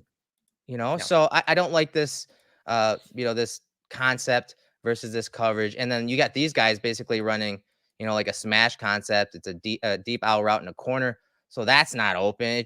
I don't like the options here on 3rd and 7, so in 3rd and long. Yeah, I'm in a similar boat. Like I don't hate the idea of going for like a rub or a pick, but if you're going with that, it's really got to work tremendously for you to have it work on a 3rd and 7. Like I'm cool with it, 3rd and 2, 3, even kind of 4 if you want to push it and think like, okay, we got a DB on somebody who can make a defender miss or go through somebody with some run after catch. But I don't love the call initially. And then have you highlighted there a nice blitz from the Giants. We started to see a little bit more Isaiah Simmons in this game as the game went on, and that protection for the Bills. Mitch Morse threw Deion Dawkins on the left side. They slide over based on the numbers and the protection, and then Simmons has a really great loop. He's able to just really come down the line. Look how tight he is to Mitch Morse. That's a really effective loop from him, and then he's got the athleticism to get past Morse. Morse sees it at the last minute, tries to impact him a little bit but by that point, Simmons is already through, and then he and Thibodeau give chase to Josh Allen, who does a good job scrambling here and trying to make something out of nothing.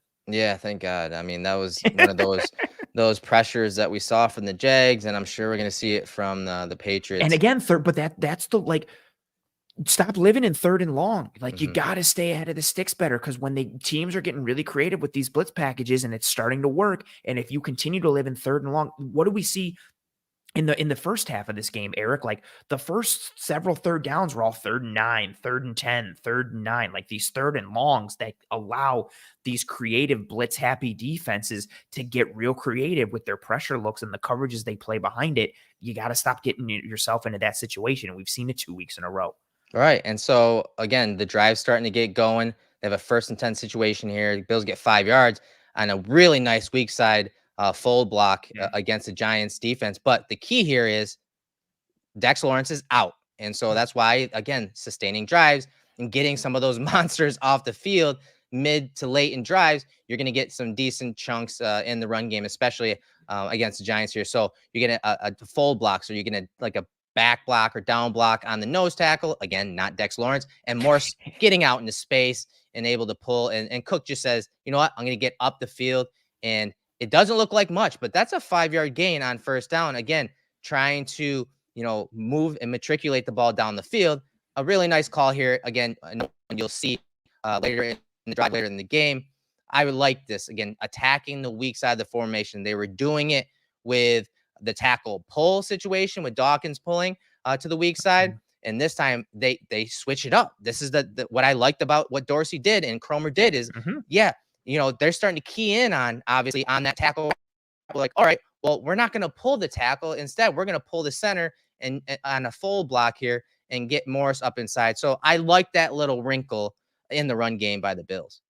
Same. And I also love that it's ran to Kayvon Thibodeau's side, whose strength is not executing as a run defender, and you have the numbers advantage there. You have the added gap with how you pull Morse. And we usually love anything that gets Mitch Morse on the move and out in space. He's such a good movement center and player out in space because of his athleticism. I like what he does there. And, McFadden does a good job. Number 41 for the Giants, kind of beating Torrance to the spot. So Torrance doesn't really have too much of an opportunity. Like Torrance comes off the double team block pretty well and with good speed, but McFadden beats him to the point. Cook is a huge piece for me here as well. And you mentioned it. I love how he doesn't get cute, doesn't try to do too much, just slam it up in there and get yards. And yeah, it doesn't look like much. Like I feel like a lot of people are gonna be like, oh, what is this, like a 3-yard gain? No, this is a 5-yard gain on 1st down. And look at again, the displacement created at the line of scrimmage. There's space there for Cook because defenders get moved off. Again, coincidence whether, Dexter Lawrence is in there or not, if you want to connect those dots. But when Cook puts his head down and finally gets hit, he's already 3 or 4 yards past the line of scrimmage. He goes down because it's just all muddied up at the second level. But that's the offensive line executing, and it's a great call based on what the Bills were anticipating, and then also knowing the personnel of what's happening on the other side of the ball for the Giants. Right. And so we're on to 2nd and 5 here. Ah, Josh friggin' Allen Cook. under center is a 14-yard gain to Stephon Diggs. And yeah, Cook, as you said, Cook struggles here. He struggled all year. It looked like early on he was getting Yeah, it, he right? He turned the was getting corner, it. man. Yeah, we're like, all right, all right.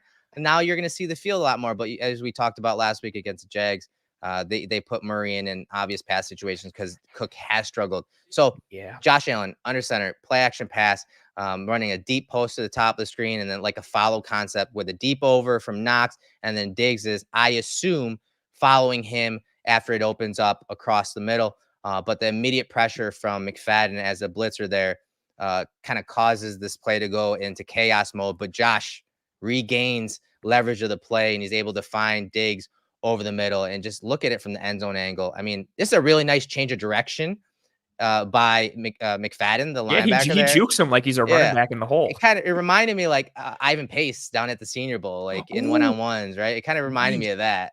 Nice call. Yeah, it's a good job, like, from McFadden. And I don't wanna take anything too far away from, like, because McFadden does a good job, like, he shakes him, that's a good move.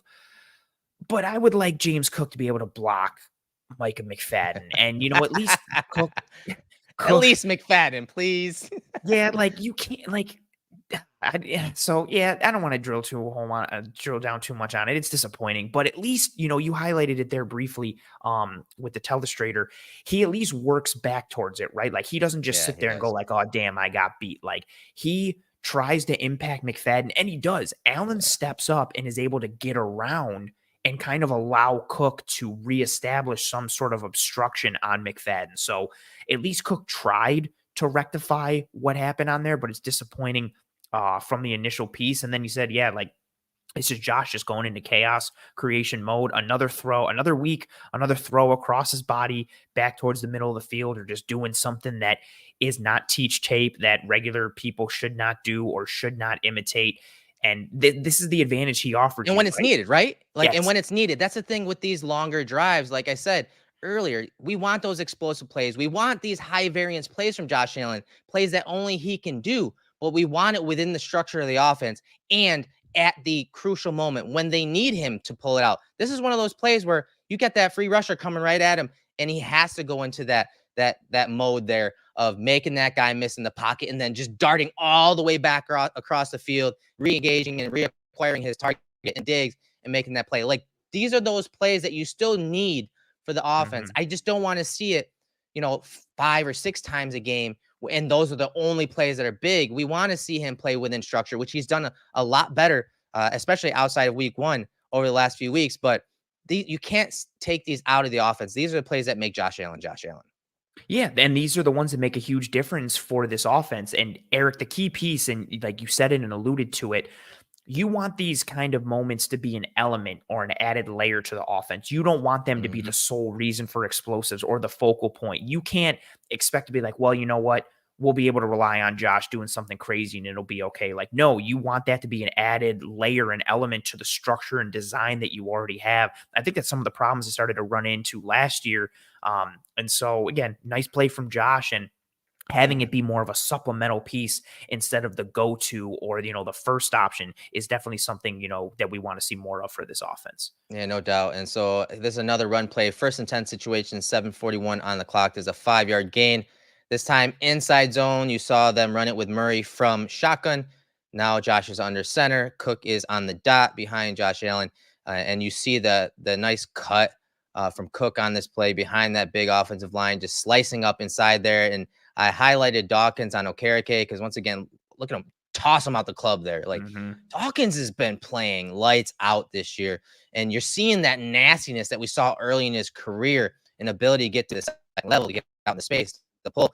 You're seeing the whole gamut from him. And this run from Cook is just, I like it. Again, it's only a 5-yard gain, but from this angle, just look how he just darts in and out of traffic and cuts. You said a few weeks ago, it was almost like a slalom, right? I was at, I Yes. forget what game that was. Like, his lateral agility really stands out when he makes these cuts, trying to get north and south, and just a nice 5-yard gain on first down off of inside zone. Yeah, I think it was the Washington game where he had that slalom Yeah. run, and it was just the hip fluidity in the feet, and you see a little bit of it on this one. Like, I think he had like 3 cuts, or three slaloms, against Washington. This one is a little less, but it's that same idea, like the fluidity and the slipperiness that he has to find space and get through things. Like, the Giants have the numbers advantage there on the backside, like that, number And Dex 30 is off who the field, though. That's the other thing I wanted to note. Correct. Like, you continue to see the success that this Mhm. team has when one of the studs is off the field. And again, you might see that and be like, well, they're only having success because Dex is off the field. But Dex is off the field because they're forcing him to be off the field, Mhm. because they are sustaining drives and leaning on this defense. And he's starting to wear down, which is to be expected. Like, it's the fourth quarter. They just had a 17-play drive the one before. Now they're working another long drive. So it's good, intentional exhaustion by the Bills offense on Dexter Lawrence. And then, yeah, you get the individual execution pieces. Another great block from Deion Dawkins. I like the piece from Morse, coming all the way across Mm. and making an impact block this time on, I believe that's Boogie Basham for the Giants there. No shock that Basham does absolutely nothing. Sorry, that's mean. I shouldn't have said that. And You've then been waiting years to get that off of your chest. I didn't mean it. I'm sorry. It just happened. It just rolled off your tongue, bro. It literally happened very naturally. I'm definitely not upset that, he was a second round pick for the Bills. Oh, But yeah, McFadden ends up getting the tackle, but 30 slices in. But again, yeah. another good game. Displacement created, good space for the running back. Cook finds the hole and finds the space. And then now we get this RPO read from Josh Allen that ties into some stuff that happened earlier in the game, Eric, like you mentioned earlier. Yeah, and Josh ran it incorrectly earlier. This time he runs it correctly. So 2nd and 5 here. It's a 5-yard gain. And this is one of those RPOs. It's a run with a pass tag. They bring Diggs across the formation. And you can see the Bills have the numbers. They have the leverage. This guy's not peeling out with Diggs. The linebacker is not in position here. The first time they ran it, Okereke was right here. So they didn't have leverage. And they had 5 in the box because of it. And Josh should have handed it off because the Bills had a counter tray run the opposite direction, and they had the numbers advantage. But Josh threw it out to Diggs for a 1-yard loss. And so on this play, Josh reads it correctly. Again, have a run called. It's an RPO. Josh sees that the Bills have the leverage. They have the numbers advantage. A hat on, a hat outside. What's he do? He gets to the Diggs. Diggs immediately gets north and south, and he gets 5 yards, and he moves the chains. That's a perfect play for them. That's an efficient play. That's keeping the clock moving, and just a good read and decision from Josh Allen. Yeah, this falls into some of that category of like an extension of the run game, or Mm-hmm. kind of, in that screen world type of thing. And you hit it right, like the leverage that the Bills have. And this is where, like, sometimes football is just math. You look at the numbers in the box, and then you look at the numbers out in space. And like you said, you have a hat on a hat. The third defender for the Giants is the safety that's coming from deep Mm-hmm. depth, and all you need is 5 yards. Get the ball out to Stephon Diggs. Yep, there you go. You highlighted the safety. It's Pinnock coming from depth there. All you need is 5 yards. Take the advantage. You got a hat on a hat. You got 2 blockers for 2 defenders that are right around the line of scrimmage. You get the ball in one of your best players' hands, especially on the offensive side of the ball. Let him do something. It's quick. It's decisive. You have the numbers advantage.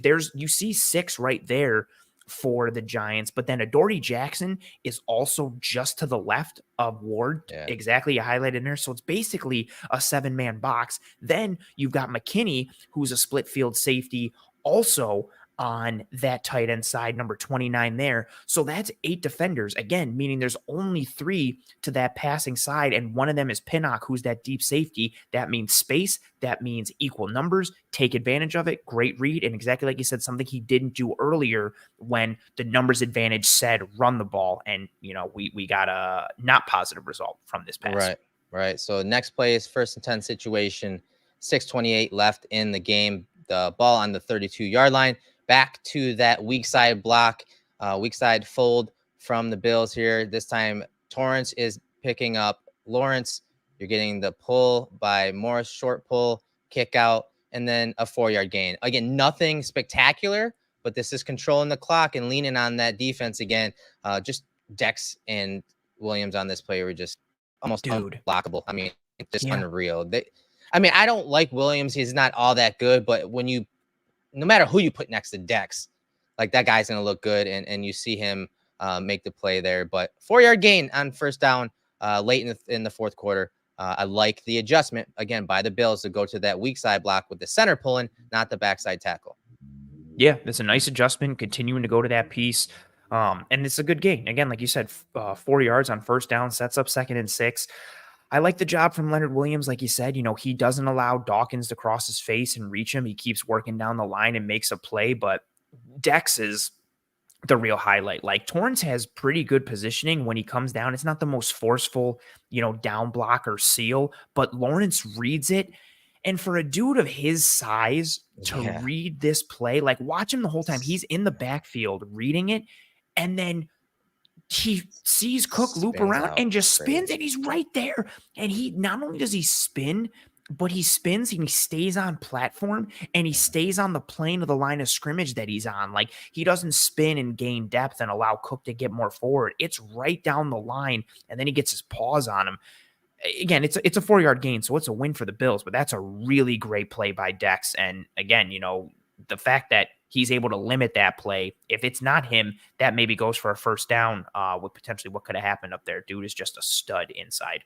All right, so now the Bills face a 2nd and 6 situation. They get 4 yards on a quick, dump down or check down off the play action pass. Again, not getting the explosive that they want, but once again, that defender Ward is right there. He plays it really well. So Josh just checks it down to Dawson Knox. And again, I like this little wrinkle between Davis and Knox, because more times than not, again, we've seen it. This looks like a duo run. So they're kind of playing on that. They're getting the action away from the bottom of the screen. So you're trying to get that flow going in that direction.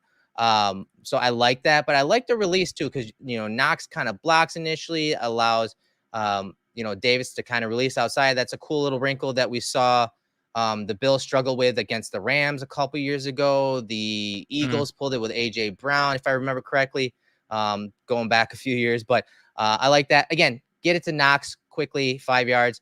This is the type of stuff that I want to start seeing Kincaid get, whether he is Davis here and running that deep corner or even just that check down, because especially with Knox hurt and the injury that he has in his hand, and we saw it late in the game, maybe play a factor in that drop, but an easy 5-yard gain setting up a manageable situation, or 4-yard gain, a manageable situation on third down. Absolutely. It sets up 3rd and 2, which is where you want to live with the players that the Bills offense has, and one of them being Josh Allen. Like 3rd and 2 is a very advantageous spot. This team is tremendous on third down in general. Well, it had been for these past couple of weeks.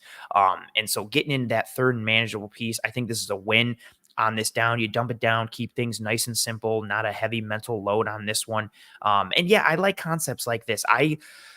The Bills ran that tight end leak, against Washington a couple weeks ago, like the big one for a drag over the middle.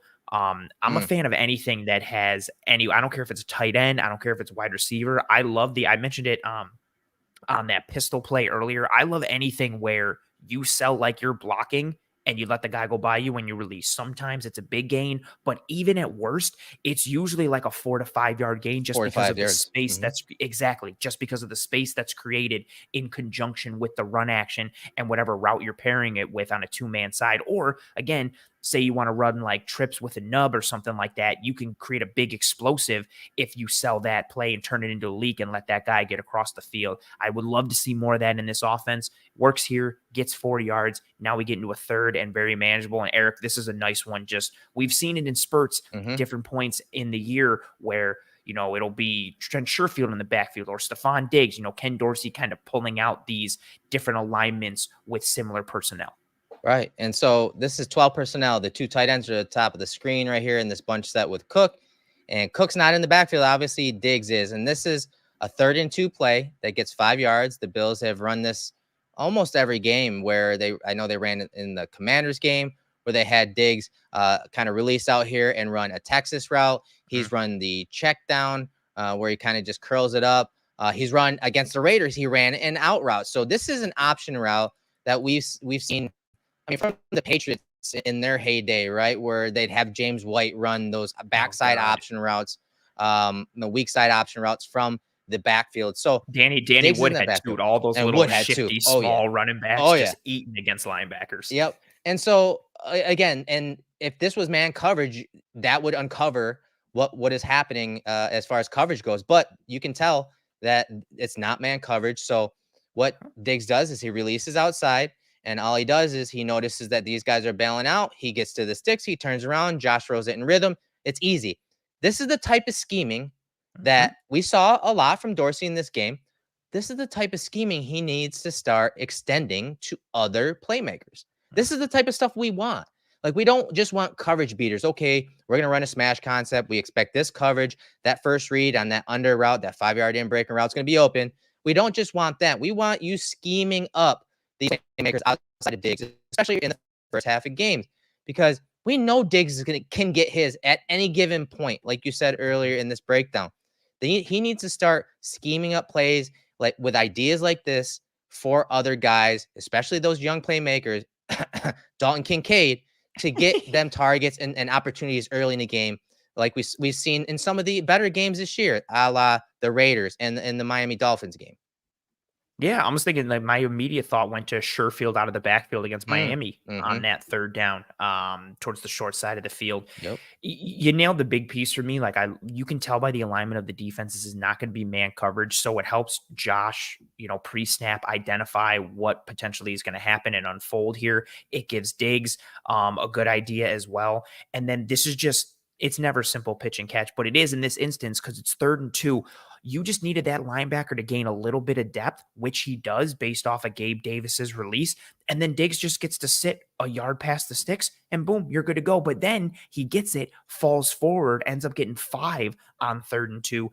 This is an easy button. This is so low from like a mental taxing perspective. Like this is just simple. You help the quarterback identify the coverage pre-snap and boom, there you go. And the point with the scheming and reading things out, it's not a horrible idea to be like, hey, I'm going to call plays that are designed to beat concepts.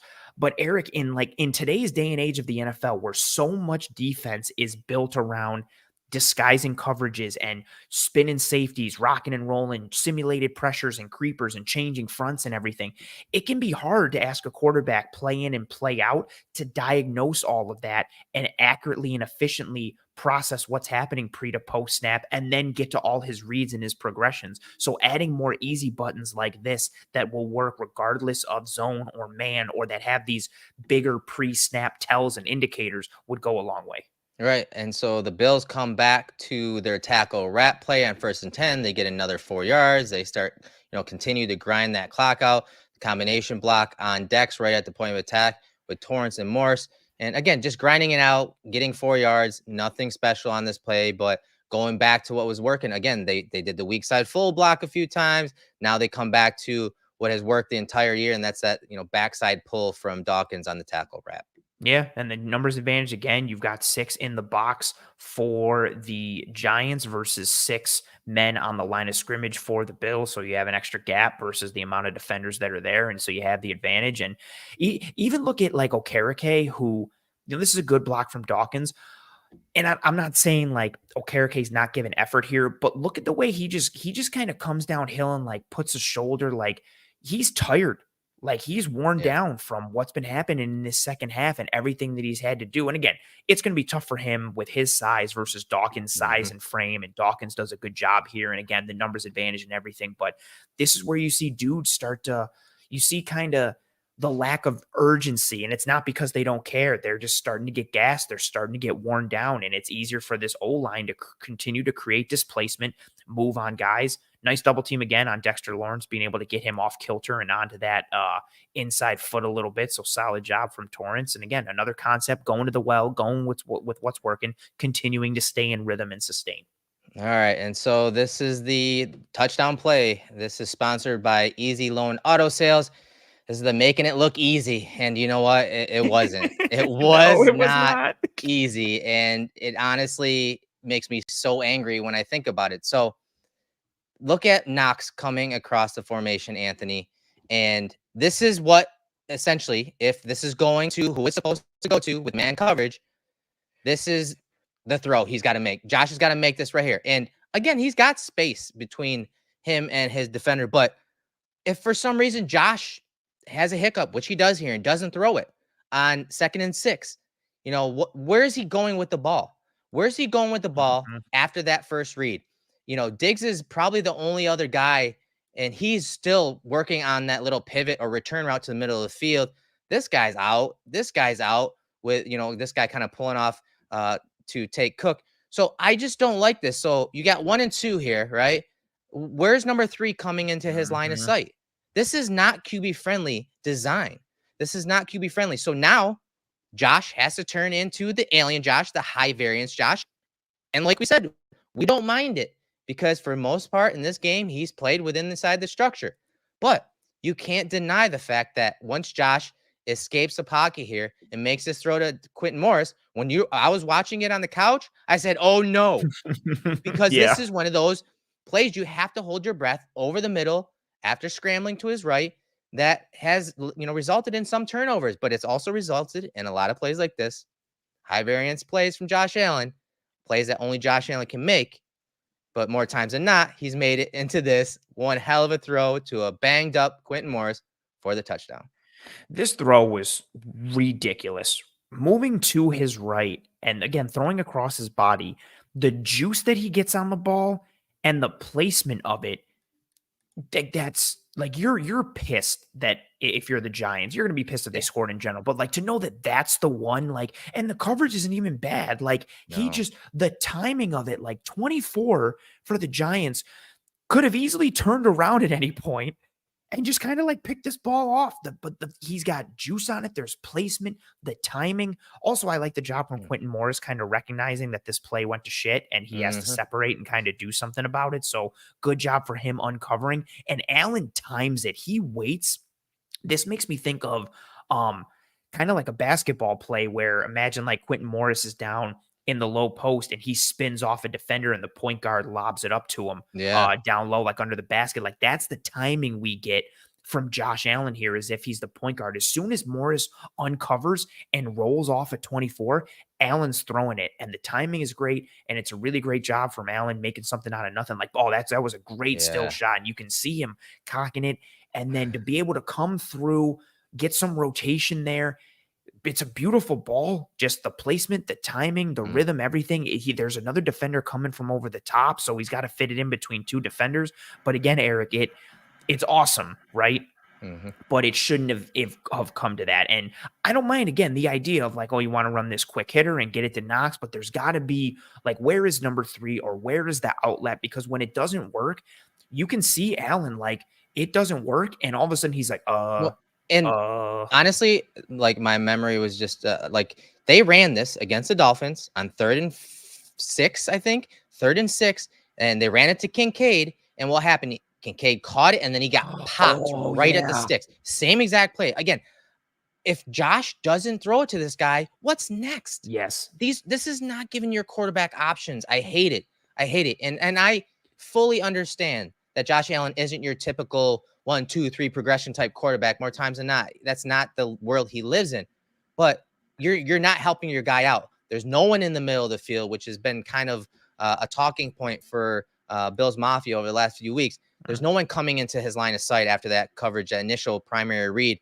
Because again, Quintin Morris is really only just he's trying to set a rub. He's Yeah, not even really running around. no, he's just creating interference. So this is just like an isolation route. And that's something that's become too heavy in the Bills offense. We see it. We love the under center play action, but we always talk about it. Those formations and plays are really isolation routes for the guys outside. I feel like this offense, you had the basketball reference a few minutes ago, has become too much of an isolation offense and relying on Josh Allen at times. And in these critical situations late in the game, on 3rd downs, 4th downs. And luckily, Josh Allen bailed out a bad play call and bad play design by Ken Dorsey. Yeah, that's a very fair point. Like it's fine to have the initial design or schemed up piece to be like, here's where like the ball is going to go. But if it doesn't work out, which happens in the NFL, sometimes the coverage doesn't work out or the execution doesn't happen. What are the other answers? There aren't any really. Well, there are, I guess, potentially, but they all suck on this one after the piece doesn't like exist in Knox. And yeah, you can see Allen, like just his footwork, his body language, it's not all bad, but you can almost see him thinking to be like, oh, what do I do here? Like, Yeah, what do I do to adjust with hit a this dead end. piece? And yeah, it's just it's nice to see that he made something out of nothing. And it's ironic that this is, the making it look easy play, because this was not easy. The No. ability to adjust after it didn't work is not easy. The throw, the ball placement, the location.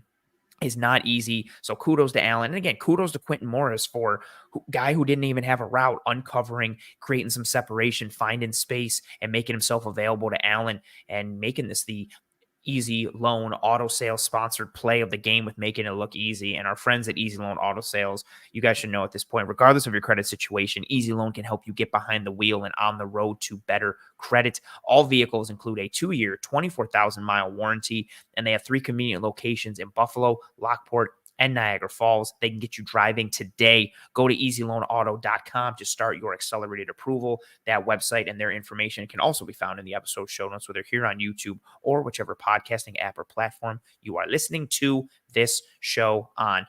Just like you draw it up, make Allen do some stuff and throw a ridiculous throw.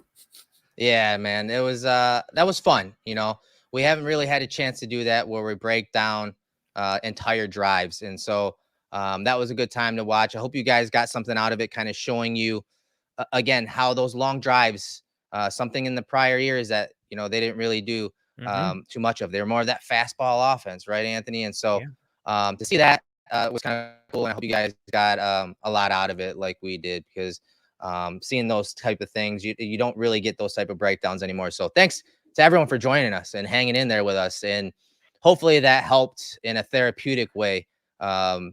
In the end, Anthony, a win's a win for me, man. A win's a win for me.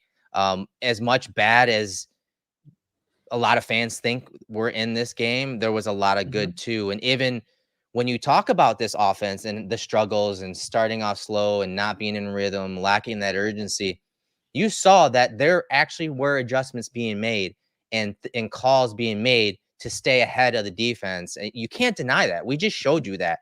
And so I hope that you can at least gain a little more perspective. Maybe we're not swaying you to like the entire play, but we at least showed you evidence that those things, that coaching staff, that entire offensive staff, they're doing their job and they're trying to do some things to stay ahead of the defense. Unfortunately, it happened late in the game, but I don't care. It happened and they got the dub. And that's my big takeaway from it. Like we talked about it earlier. You and I talked about it offline, and we talked about it in the show. Like, I wanted more of these adjustments to happen in the second quarter based on how the first quarter and a half went. But again, is better late than never. The Bills got to it, was a little too close for comfort. Absolutely. But they got to it and they got this win. The big picture in the context is just so important with everything. And there's just so much toxicity and negativity when it comes to everybody clamoring for people's jobs and people to be fired for this and that. And we just showed you right here, like the adjustments that were made by the offense. Like, did they happen a little too late? Sure. But also look at Eric. We broke down in the show, and you've also done these individual videos. Look at the design of what they did to neutralize Max Crosby, and then the type of run scheme that they did with it. And then the different type of run action and games that they were playing against Washington to neutralize that front and run the ball. And that's what's funny, Anthony, because we gave them props. Everyone gave them props of how they shut down the Commanders' defensive line and all those first rounders, how they shut down Max Crosby. And how did they do that? They did that with tight ends and chip releases. And then now a couple weeks go by, and then it's like, Dalton Kincaid's not getting targeted down the field. Well, he actually has routes down the field, but they were keeping him in. That's the context. They were keeping him in and tight ends in to help on those pass rushers. It just, things are getting out of whack. And I just want people to pump the brakes a little bit and let things unfold a little bit. This team's going to make the playoffs. They're going to be in a lot of tight games too. The league is adjusting. Defenses are adjusting to Ken Dorsey and around the league. So we just need to pump the brakes and try to not ride the roller coaster. I know it's hard. And to do, especially when you're talking from broadcast footage, but that's why we enjoy you guys jumping in there with us and discussing and engaging with guys in the chat room and us as well as we break down the film. And again, I hope this adds some value to you as a fan. And see, I don't like to go back and forth a lot, but this comment, sorry, but calling a good game 50% of the time isn't good enough. Quit being Dorsey apologist. Who said it was good enough, my guy? We didn't say that. But also breaking down some of the good with the bad like we do every single week and showing the hows and whys of what is happening. That is what we do on this show. Just because you want Dorsey flamed doesn't mean he's all bad. We literally spent the last segment of this show was criticizing him for poor concept and poor design. Who's an apologist? What are you doing? Why? Just what are we doing as people? Like, and just, dude. Like, yeah, it's and it's stuff we deal with a lot, to be man. honest. And even in big wins, you know, there's still Hmm. criticism, and whatever, it is what it is. And like Josh said, we all of us know more than everyone that's in the room. Everyone, everyone, we know more, you know, Yeah, not just us up here, you guys in the chat room too. everybody. Obviously, I'm being facetious, but Yeah. once again, you know, it was fun. It was fun to break down, and we're gonna get out of here just because I know we're running a little behind, and our boys are coming in next at 9 p.m. You're gonna have Greg and Aaron with Evan Lazar. He goes way back. He's another good X's and O's guy, so make sure to tune in at 9. Yeah, absolutely. And yeah, I want to get out before I have a stroke Yeah. in this episode. But this was fun, you know. It's appreciate all the positive comments coming through, and we appreciate you folks riding with us here in this episode. It's nice to continue to see like what we're getting with this show from you folks who join us live and, you know, dive into this piece with us as we try to add context and perspective to so much of what is happening with this Buffalo Bills team, you know, week in and week out. So thank you very much to all you folks who joined us live here on this episode. We appreciate it. Before anybody leaves, if you haven't already, please, please, please, and thank you. Drop a like on this video. It goes a long way towards helping us to track and trend in front of more eyes and ears. If you are watching later and not watching live, that's cool. Please drop a like on this video, even if you are watching post live. If you are listening on one of the podcasting apps or platforms, please rate and review and subscribe to the Cover One Film Room and to the Cover One channel as a whole. We literally have you covered every single day of the week. If the Bills play on a Sunday, we have you covered with content every single day of the week, sometimes multiple forms of content. In fact, a lot of times multiple forms of content. So check out the entire channel with everything that the brand brings as a whole. Man, onward and upward to the New England Patriots, who are 1-5, but still present some interesting challenges and opportunities. If you're looking for information on that matchup in terms of what the Pats are going to bring, in terms of how that matches up with what the Bills do, check out the Cover One Twitter handle at Cover One or Eric's personal account at Eric J. Turner. You'll get some content coming there on Twitter. I'll be posting some things as well on Twitter at pro__ant. That's pro 2_ANT. I also did my episode of Disguised Coverage last night with Taylor Kyles from Pat's CLNS. That was Another awesome. good dude. Yeah, Another dude. good dude. He's Very awesome. knowledgeable. He was great with his work when he was at Next Gen, and now he covers the beat for the Pats. But he's not just a beat reporter. He breaks down film and X's and O's. Really knows. Yeah, what's he up. replaced Evan, right? Yes. He replaced Evan. Evan went to the Patriots.com, I believe. I think that was the when I exchange. talked to him when he was initially at Next Gen, he was like, "Oh, like I'm trying to replicate the Evan Lazar path," and he's starting to get on it. Dude is awesome. I love Knows it. his stuff. I was pumped to have him on. We dove into a lot of the scheme and structure of Bill's first pass, so check that out. But until then, that'll do it for us here on this episode of the Cover One Film Room. We hope you and your family and friends and loved ones are all doing well and staying safe. Be kind to one another. Take care of one another. We will see you next Wednesday, 7 p.m. Eastern, for another episode of the Cover One Film Room. And until then, I'm Anthony Prohaska. That's Eric Turner. Godspeed. We appreciate you folks. Stay calm. Don't freak out like I just did. And hopefully the Bills beat the Pats and everything is sunshine and rainbows. And we'll be here next week. Godspeed. And as always, go Bills.